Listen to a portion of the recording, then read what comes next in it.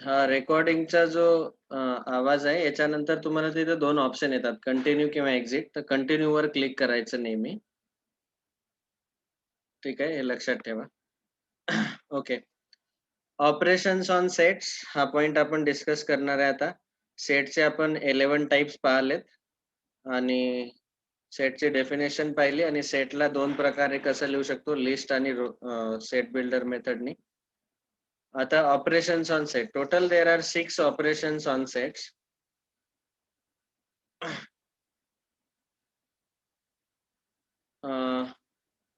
I want to ask Megha. Megha, you are in 11th standard, right? Megha तू 11वीला आहे ना आता?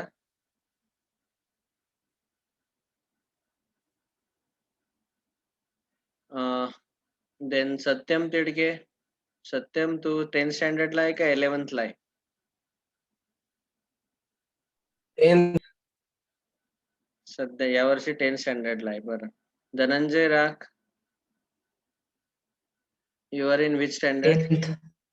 10th standard. आणि Yuvraj 10th, Chavan? sir. Sir, 10th standard. Okay. Megha तू 11वीला आहे. मेघा माहिती आहे मला, मागच्या वर्षी आपल्याला. ऑडिओ ऑन करून बोलायचं. मेघा कितव्या वर्गात आहे?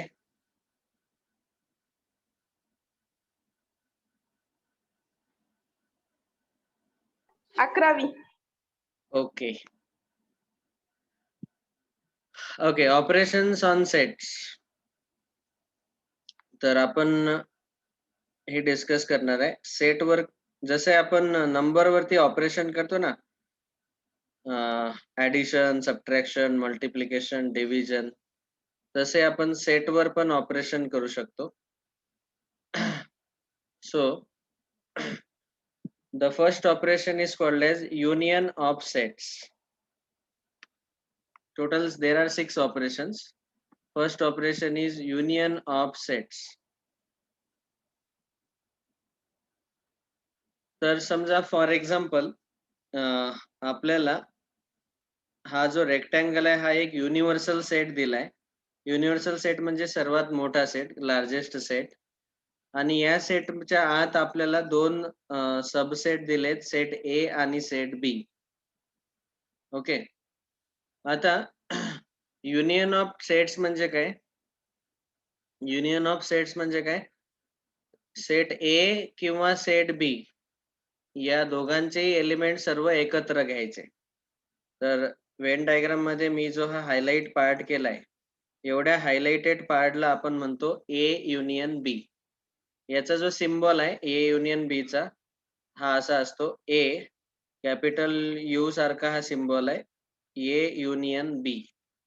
थोडासा सिम्बॉल हॉरिझॉन्टल आहे. यू आणि या युनियनच्या सिम्बॉल मध्ये थोडा फरक आहे. याची जी विड्थ आहे ती थोडी जास्त ठेवायची. तर ए युनियन बी याचा अर्थ काय होतो? समजा मी तुम्हाला एक्झाम्पल देतो. सेट ए मध्ये एलिमेंट्स आहेत, से फॉर एक्झाम्पल 1 3 5 7. सेट बी मध्ये एलिमेंट्स आहेत 5 7 9 11. आता याची जर का आपण वेन डायग्राम ड्रॉ केली तर हा असेल सर्वात मोठा युनिव्हर्सल सेट. त्याच्या आत असतील हे दोन सेट ए आणि बी. या दोघांमध्ये कॉमन एलिमेंट आहेत 5 आणि 7. तर दोघांमध्ये हे 5 आणि 7 दोन कॉमन एलिमेंट लिहिलेत. सेट ए मध्ये 1 3 5 7 आहेत, तर इथं 1 3 लिहिलेत. आणि इथं 5 7 9 11 येतील सेट बी मध्ये. आता ए युनियन बी याचा अर्थ असा होतो की या सेट ए मध्ये असणारे, बी मध्ये असणारे आणि सर्वच काही एलिमेंट्स एकत्र घ्यायचे. 1 3 5 7 9 11 हा असतो A union B. All the elements present in set A और बी और बोथ. सेट ए मध्ये प्रेझेंट असणारे, सेट बी मध्ये प्रेझेंट असणारे आणि दोघांमध्ये कॉमन असणारे सर्व एलिमेंट एकत्र जोडायचे. म्हणून युनियनला आपण दोन सेटची ऍडिशनही म्हणू शकतो. ओके. याला जनरली प्लस साइननी किंवा ऑरनी पण डिनोट करतात. ओके. प्लस साइन म्हणजे ऍक्च्युली आपण ऍडिशन घेतोय दोन्ही सेटची, बरोबर. सेटला आपण ऍड नाही करू शकत, सेटचे सर्व एलिमेंट्स एकत्र लिहू शकतो. तर याला म्हणायचं युनियन. युनियन मीन्स दोन्ही सेटचे सर्व एलिमेंट्स एकत्र घ्यायचे. Okay, so this is called as union. आता कधी कधी जर का दोन सेट वेगवेगळे असतील, जसे दोन्ही सेट मध्ये कॉमन काहीच नसेल, कॉमन जरी काही नसलं तरी हा जो हायलाइटेड पार्ट आहे याला आपण म्हणू शकतो ए युनियन बी. दोन्ही मिळून ए आणि बी चा जो दोन्ही सर्कल आहे त्या दोघां मिळून तयार होतो ए युनियन बी. दोन सेट जर वेगवेगळे असतील, जसं फॉर एक्झाम्पल इथे एक्झाम्पल 1, एक्झाम्पल नंबर 2 मध्ये मी समजा सेट ए घेतला, याच्यामध्ये एलिमेंट्स घेतले 1 2, सेट बी मध्ये एलिमेंट्स घेतले 3 4, तर ए युनियन बी मध्ये एलिमेंट्स येतील 1 2 3 4. सर्वच एलिमेंट्स घ्यायचे जे ए मध्ये पण आहेत, बी मध्ये पण आहेत आणि कॉमन पण आहेत दोघांमध्ये. आता इथं कॉमन दोघांमध्ये काहीच एलिमेंट नव्हते, पण ए आणि बी मधले सर्व एलिमेंट्स आपण एकत्र घेतले 1 2 3 4. ओके, याची जर डायग्राम ड्रॉ केली तर आपल्याला असे दिसेल. ए सर्कल ए मध्ये 1 आणि 2, सर्कल बी वेगळा येईल असा, त्याच्यामध्ये येईल 3 आणि 4. पण त्यांचं युनियन घेतल्यानंतर सर्वच एलिमेंट्स असे एकत्र आपण लिहू शकतो ए युनियन बी. ठीक आहे, तर अशा पद्धतीने आपण दोन सेटचा युनियन घेतो. ए युनियन बी हा त्याचा सिम्बॉल आहे, आणि मी इथं साईडला एक्झाम्पल पण दिलंय की आपण सर्व एलिमेंट्स कंबाईन करून लिहितो.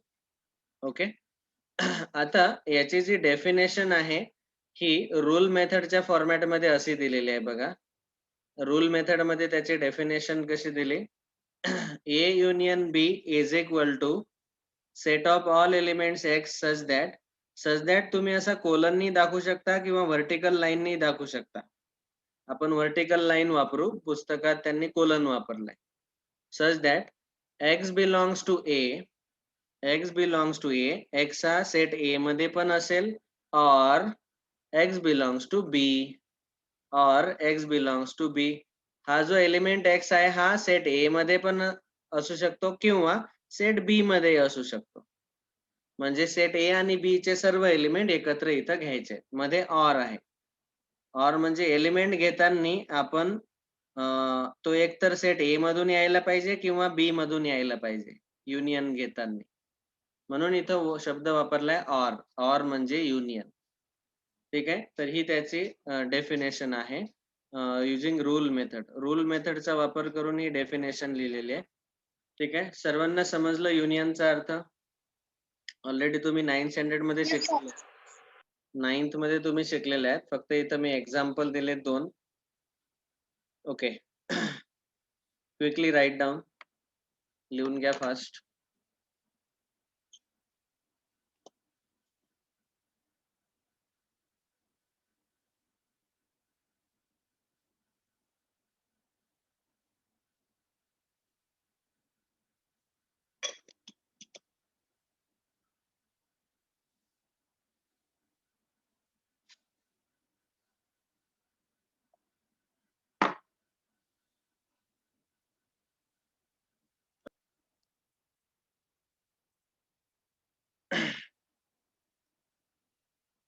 Completed.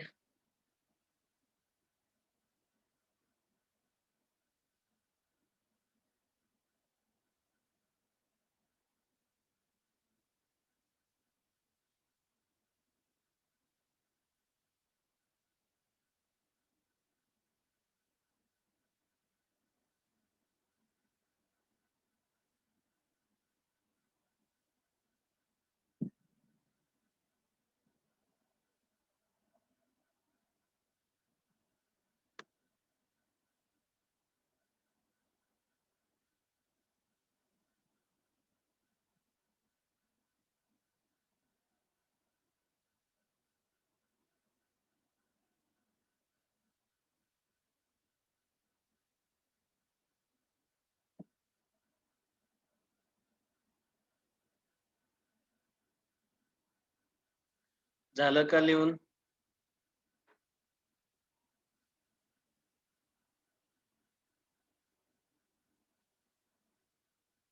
बोला बोला येस सर.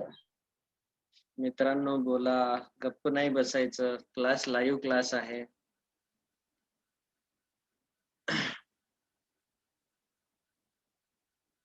ठीक आहे. So this was first operation union.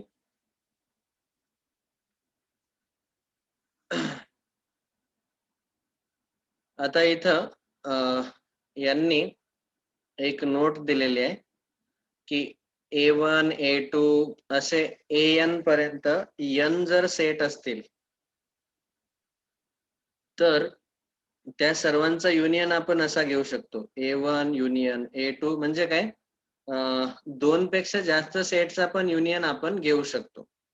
ठीक आहे. तर यांनी N सेट घेतले, त्यांचा union A1 union A2 union A3 up to AN अशा पद्धतीने दाखवलाय. आणि त्याचा सिम्बॉल जो आहे तो असा असतो बघा. तर ही एक नोट म्हणून आपण इथं लिहून घेऊ. खाली लिहा note. A1 union A2 union A3 union A4 dot dot dot union AN असे जर N सेट असतील तर या सर्वांचा युनियन आपण असा रिप्रेझेंट करतो. युनियन, आता बघा युनियनचा सिम्बॉल लिहिलाय, नंतर इथं खाली I इक्वल टू 1 आणि वर N दिलेला आहे. याला काय म्हणतात, I इक्वल टू 1 याला म्हणतात लोअर लिमिट, आणि इथं लिहिला N याला म्हणतात अप्पर लिमिट, आणि इथं लिहायचा AN. म्हणजे याचा अर्थ काय होतो की हा जो I आहे याला 1 पासून N पर्यंत वाढवत न्या. 1 2 3 4 5 अप टू N. कुठपर्यंत? N पर्यंत. कारण त्याची अप्पर लिमिट किती आहे, वरची लिमिट N आहे, आणि खालची स्टार्टिंग लिमिट किती आहे, I is starting from 1 and ending at N. आणि मध्ये सिम्बॉल कसायचा आहे, युनियनचा, म्हणून मध्ये या सर्वांचा घ्यायचा union. A1 union A2 union A3 and so on up to AN. समजा मी तुम्हाला असा सिम्बॉल दिला, union I starting from 1 to 4 AI असं जर म्हटलं तुम्हाला, तर काय येईल सांगा इथं. इथं N जो आहे, आय एम सॉरी, यांच्या ऐवजी मी लिहितो इथं I. सफिक्स जो आहे हा घ्यायचा आहे I. ओके. तर I कुठून कुठपर्यंत जातोय, 1 पासून 4 पर्यंत. मग पहिला येईल A1, पण मध्ये कोणता सिम्बॉल येईल, हा युनियनचा A1 युनियन. I ला वाढवत न्यायचं, I काउंटर सारखं काम करतो तो. A2 union A3 union A4. इथं स्टॉप करा, कारण की अप्पर लिमिट 4च आहे, 4 पर्यंतच. समजलं असेल हे सर्वांना. So write down this as a note. एकापेक्षा जास्त युनियन जर लिहायचे असतील तर आपण असा शॉर्ट मध्ये सिम्बॉल वापरू शकतो. याच्यावरती क्वेश्चन आहेत म्हणून मी हा सिम्बॉल एक्सप्लेन केलाय आपल्याला. सर 11. या सिम्बॉल हा बोला. सर या सिम्बॉल पण कसं म्हणू शकतो? या सिम्बॉलचा अर्थ असा होतो की इथं टोटल 4 सेटचा युनियन घेतलाय. 4 सेट आहेत, A1 A2 A3 A4 हे 4 सेट आहेत, 4 संच आहेत, त्या चौघांचा युनियन घ्यायचा. समजलं का? सर हा जो वरचा सिम्बॉल आहे, इथं टोटल N सेट आहेत. N 1 पासून ते N पर्यंत, त्या सर्वांचा युनियन घेतलाय.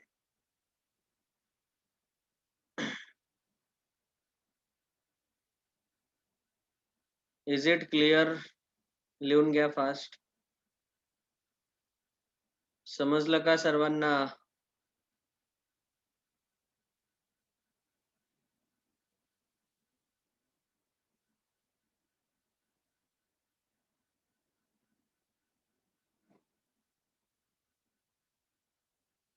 Okay. Next operation number 2.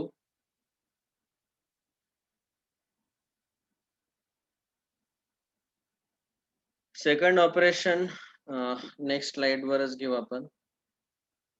Operation number 2 is called as intersection. Intersection of two sets. Intersection याला आपण जनरली मल्टिप्लिकेशन म्हणतो किंवा अँड म्हणतो. जसं युनियनला आपण ऍडिशन किंवा ऑर म्हटलं होतं, तसंच intersection of set two sets. Intersection of sets. Intersection खूप सिंपल आहे. बघा, हा युनिव्हर्सल सेट असेल, त्याच्या आत दोन सेट आहेत, समजा सेट ए आणि सेट बी. या दोघांचा जो कॉमन पार्ट आहे त्याला म्हणायचं इंटरसेक्शन. आणि याला आपण डिनोट करतो अशा उलट्या सिम्बॉलने, ए इंटरसेक्शन बी. उलटा यू सारखा जो युनियनचा सिम्बॉल आहे त्याला उलट केलंय, ए इंटरसेक्शन बी. याची डेफिनेशन आहे, set of all elements X such that X belongs to A and X belongs to B. अँडचा अर्थ होतो की हा जो एलिमेंट आहे हा दोघांमध्ये कंपल्सरी असला पाहिजे, दोघांमध्ये कॉमन असला पाहिजे. अँड म्हणजे तो ए मध्ये असला पाहिजे आणि बी मध्ये असला पाहिजे, असेच एलिमेंट्स घ्यायचे. ओके, तर समजा फॉर एक्झाम्पल आपण तेच एक्झाम्पल घेऊ, 1 3 5 7 and set B is say 5 7 9 11. तर या दोघांचा जो इंटरसेक्शन आहे ए इंटरसेक्शन बी, तो काय येईल, दोघांमध्ये कॉमन असणारे एलिमेंट्स 5 आणि 7, 5,7. याची वेन डायग्राम अशी दिसेल. दोघांमध्ये कॉमन एलिमेंट्स आहेत 5 आणि 7. आणि इथं आहे 1 3 5 7 सेट ए मध्ये आणि 5 7 9 11 सेट बी मध्ये, पण दोघांमध्ये कॉमन एलिमेंट्स आहेत 5 7. तर इंटरसेक्शन मध्ये येईल 5,7. ओके, आता जर समजा दोन सेट असे वेगवेगळे दिलेले असतील, दूर दूर, सेट ए आणि सेट बी. हा युनिव्हर्सल सेट आहे, त्याच्या आत सेट ए सेट बी वेगवेगळे दिले. जसं for example, example number 1, example number 2, set A मध्ये एलिमेंट्स आहेत 1,2, सेट बी मध्ये एलिमेंट्स आहेत 3,4. तर हे दोन्ही सेट दिसायला कसे दिसतील, असे वेगवेगळे दिसतील. 1 2 एका सेट मध्ये आणि दुसऱ्या सेट मध्ये 3 4 वेगवेगळे elements. So now if I take A intersection B, दोघांमध्ये कॉमन काहीच नाही म्हणजे त्याला आपण म्हणतो empty set, null set, zero set, empty set.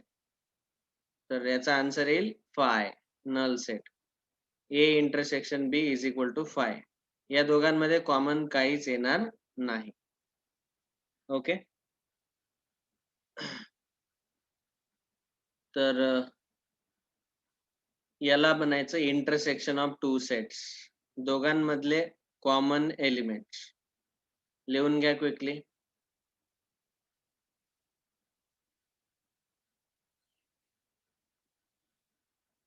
समजलं सर्वांना? काही डाउट?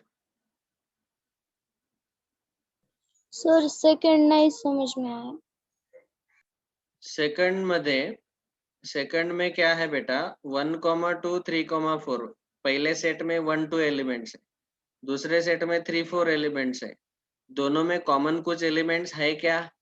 इंटरसेक्शन का मतलब क्या है, जो दोनों में कॉमन है वो लेने पड़ेंगे. जैसे यहाँ पे 5 और 7 कॉमन था, तो वो इंटरसेक्शन में आ गया 5,7. लेकिन यहाँ पे कुछ कॉमन है क्या दोनों सेट में?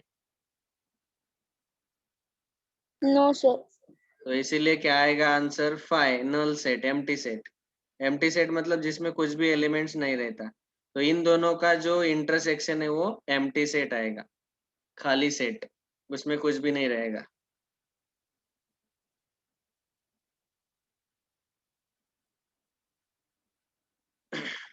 A intersection B is equal to 5.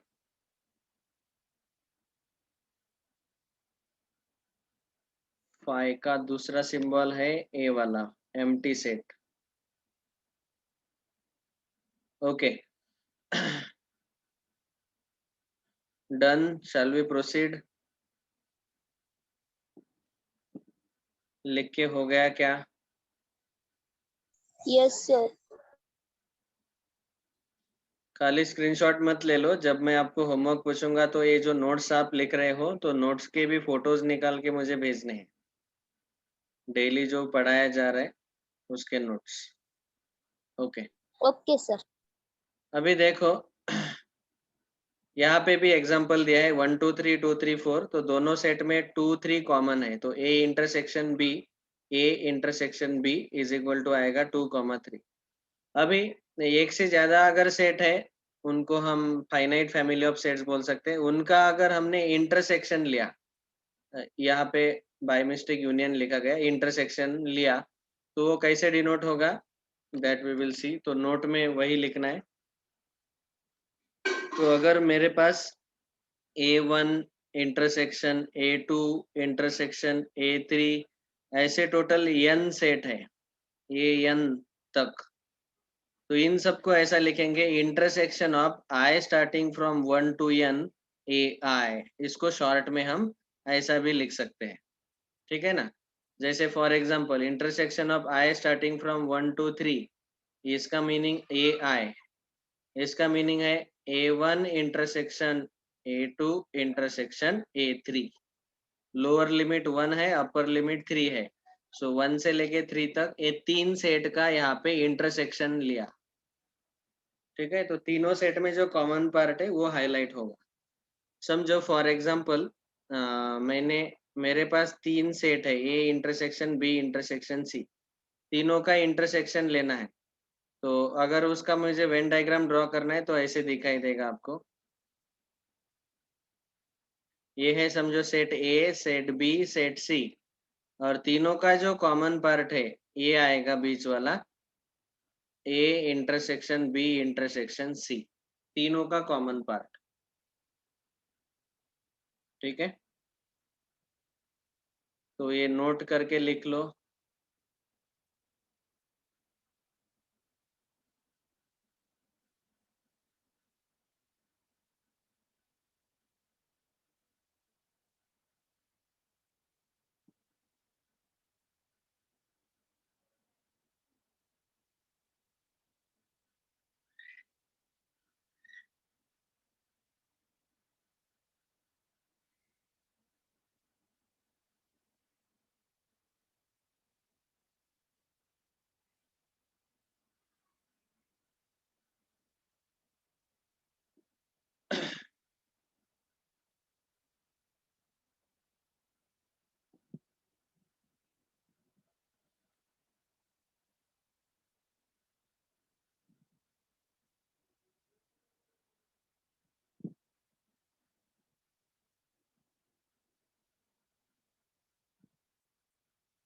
हो गया लिख के?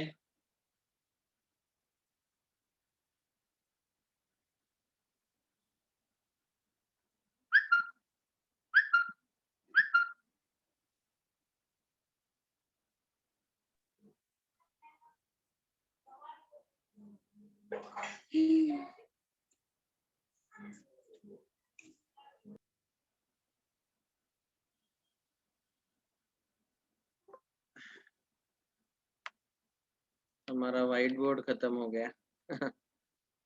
व्हाइट बोर्ड ऐड कर देते हैं।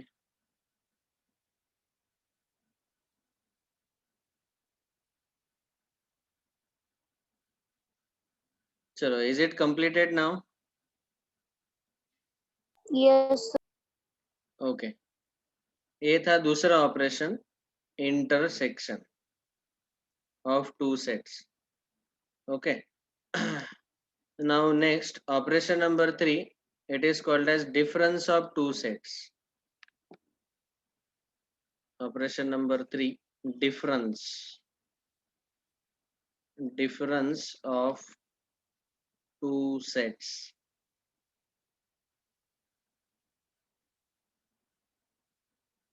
अभी देखो हमारे पास समझो a माइनस बी ऐसा पूछा गया, सेट a माइनस सेट बी। इसका मतलब है कि set of all elements present in A but not in B, ये होता है। तो यहाँ पे जब हम a माइनस बी लिखते हैं तो पहले सेट में प्रेजेंट होने वाले और दूसरे सेट में अगर प्रेजेंट है तो वो वाले एलिमेंट्स हटा दो, डिफरेंस लेना है मतलब माइनस कर दो, वो वाले एलिमेंट्स निकाल दो, तो उसको हम बोलते हैं difference of two sets A minus B. तो मैं एग्जांपल देता हूँ say we have set A as again 1 3 5 7, we have set B as again 5 7 9 11। अभी इन दोनों का अगर हमें डिफरेंस लेना है A माइनस बी, तो सेट A में प्रेजेंट होने वाले 1 3 वो लेने हैं, 5 7 हम नहीं ले सकते क्योंकि वो सेट B में प्रेजेंट है, तो बस A माइनस बी खाली 5 7 1 3 आएगा, बस यही है डिफरेंस। इसका मीनिंग क्या है वेन डायग्राम में बताता हूँ। देखो सेट ए में प्रेजेंट होने वाले लेकिन जो बी में है वो नहीं लेने हैं। सो सेट ए में 1 3 है वो लेने ही है, लेकिन ये 5 और 7 है वो एक्चुअली बी में भी प्रेजेंट है, तो बी में प्रेजेंट होने के कारण उनको हम नहीं ले सकते। तो इसीलिए हमने डेफिनेशन में क्या लिखा, set of all elements present in A but not in B. B में अगर प्रेजेंट है तो वो नहीं लेने हैं। ओके, तो जैसे इस पर्टिकुलर एग्जाम में वेन डायग्राम आपको दिखा देता हूँ, वेन डायग्राम से और क्लियर होगा। समझो यहाँ पे है 1 और 3, यहाँ पे कॉमन एलिमेंट्स 5 7 और सेट बी में 9 11। तो अभी सेट ए में प्रेजेंट होने वाले हैं लेकिन जो बी में नहीं है, तो ए इतना पार्ट जो मैंने अभी हाईलाइट किया, तो बस जिसमें 1 और 3 ये दो ही एलिमेंट आएंगे। ओके, तो इसको हम बोलते हैं ए माइनस बी। तो अगर मुझे एक ही डायग्राम में दोनों डिफरेंस रिप्रेजेंट करने हैं, ए माइनस बी और बी माइनस ए, तो समझो ये सेट ए है, ये सेट बी है, ये यूनिवर्सल सेट है। तो इतना जो ए वाला पार्ट है इसको हम बोल सकते हैं A minus B, elements present in set A but not in B, तो इतना पार्ट आएगा ए माइनस बी। और ये जो इतना पार्ट है ये साइड में हाईलाइट किया हुआ, ये आएगा B minus A, elements present in B but not in A, तो इतना वाला हाईलाइटेड पार्ट जो है वो बी माइनस ए। ठीक है, तो ऐसे आप डिफरेंस ले सकते हैं। राइट डाउन, समझ में आया सबको? यस और नो, समझ में आया क्या? Yes, sir. Okay, quickly write down.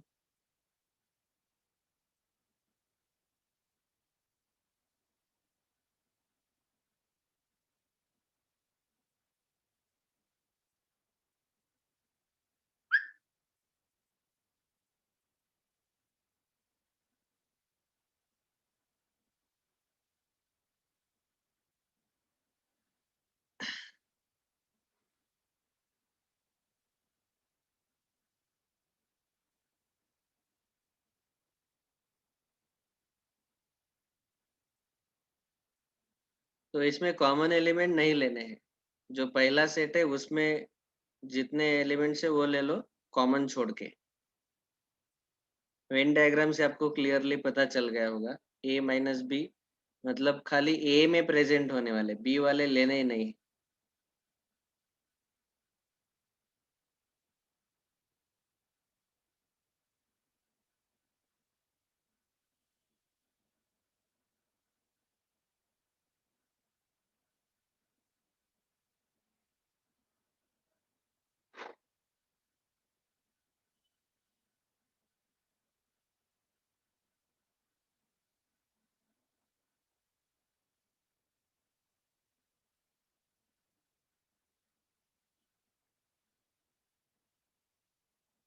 चलो नेक्स्ट, ये हुआ operation number 3, difference of two sets. इसका डेफिनेशन ऐसे भी दिया हुआ है, तो नीचे मैं वो डेफिनेशन लिख के दे रहा हूँ। A minus B is equal to set of all elements x such that x belongs to A and x does not belong to B. ओके, सेट ए के सारे एलिमेंट्स लेकिन सेट बी में वो प्रेजेंट नहीं रहना चाहिए। और अगर मैंने b माइनस ए लिखा तो x belongs to b and x does not belong to A में प्रेजेंट होने वाले नहीं लेने। इन शॉर्ट जो कॉमन एलिमेंट्स है वो नहीं लेने, बस खाली बी में प्रेजेंट होने वाले ही लेने हैं।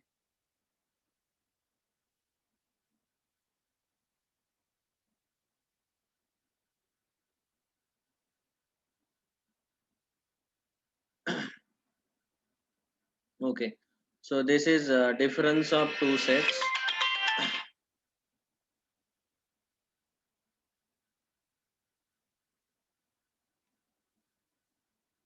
Next,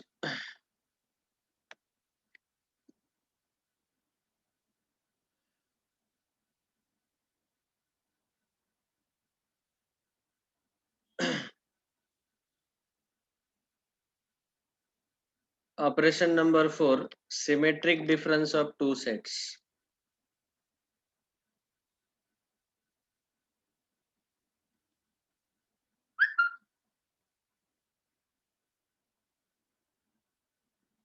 बिल्कुल ये सिंपल है। अभी अभी जो हमने देखा कि दो सेट ए और बी है, इतना जो है ए माइनस बी और ये जो पार्ट है बी माइनस ए, इन दोनों का अगर आपने यूनियन ले लिया, दोनों सब्ट्रैक्शन का यूनियन ले लिया, तो इसको बोलते हैं हम सिमेट्रिक डिफरेंस। और सिमेट्रिक डिफरेंस को हम डिनोट करते हैं ए डेल्टा बी। ये डेल्टा सिंबल का मतलब है दोनों डिफरेंस का union, A minus B minus A, इन दोनों डिफरेंस का यूनियन ले लो। ओके, सो फॉर एग्जांपल समझो सेट ए में हमारे पास एलिमेंट्स है 1 3 5 7, सेट बी में एलिमेंट्स है 5 7 9 11। तो अभी a माइनस बी का आंसर आएगा खाली 1 3, b माइनस ए का आंसर आएगा खाली 9 11। और अगर मैंने आपको a डेल्टा बी पूछा, मतलब सिमेट्रिक डिफरेंस पूछा, तो a माइनस बी और b माइनस ए इन दोनों का यूनियन लेना पड़ेगा। तो ये दोनों सेट का यूनियन लेने के बाद हमें मिलेगा आंसर 1 3 9 11। ठीक है ना? तो वेन डायग्राम में ये ऐसे आपको दिखेगा कि यहाँ पे 5 7 है, यहाँ पे 1 3 और 9 11। तो इतना जो पार्ट है ये सेट ए का पार्ट है, ए बी का पार्ट, 1 3 और 9 11, इन दोनों पार्ट को कंबाइन कर दो और कंबाइन करके जो मिलता है वो है हमारा सिमेट्रिक डिफरेंस। ए माइनस बी और बी माइनस ए दोनों का यूनियन लेना है। ठीक है, लिख लो। दोनों का यूनियन मतलब सिमेट्रिक डिफरेंस। सिमेट्रिक डिफरेंस को डिनोट करते वक्त हम डेल्टा यूज करते हैं। Okay,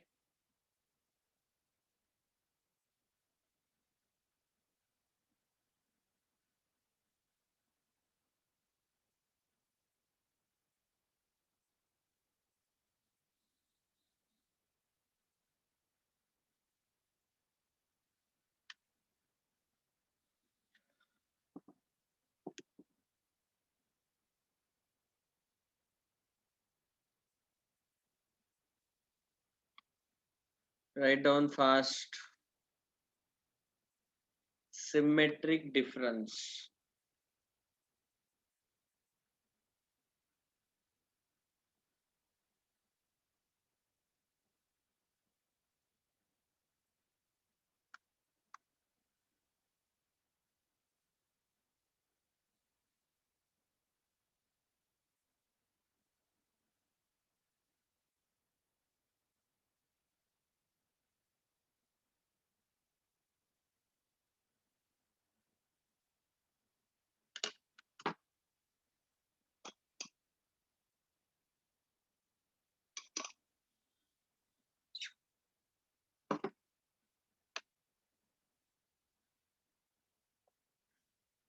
Next, operation number 5.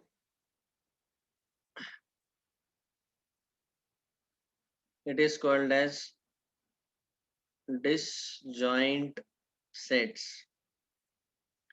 This is not actually an operation, we just have to know कि अगर दो सेट ऐसे अलग अलग है और उसमें कुछ भी कॉमन नहीं है तो उन दोनों को हम बोलते हैं डिसजॉइंट सेट। जॉइंट नहीं है उन दोनों में, कुछ भी कॉमन नहीं है, तो डिसजॉइंट सेट का खासियत है कि उन दोनों का इंटरसेक्शन हमेशा नल सेट आता है, एम्प्टी सेट आएगा, इन दोनों में कॉमन कुछ भी नहीं आएगा। So A comma B are called as disjoint sets. Disjoint sets अलग अलग है वो, उसमें कोई कॉमन एलिमेंट नहीं है। बस इतना याद रखो कि उनको हम बोलते हैं डिसजॉइंट सेट्स, जिसमें कॉमन कुछ भी नहीं रहता। ओके, लिख low quickly.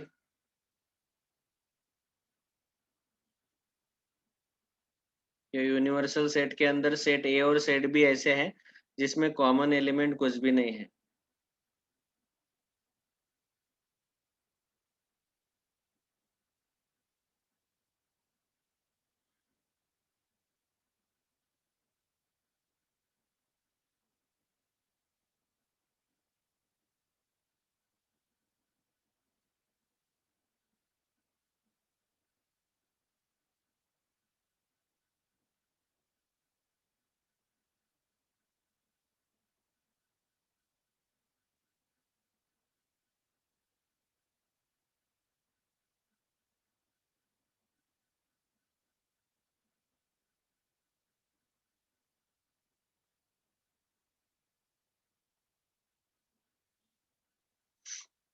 Next, operation number 6, complement of a set.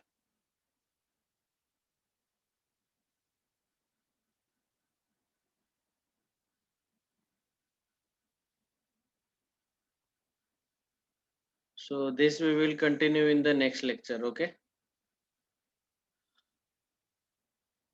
ये heading डाल के रखो, we will continue in the next lecture.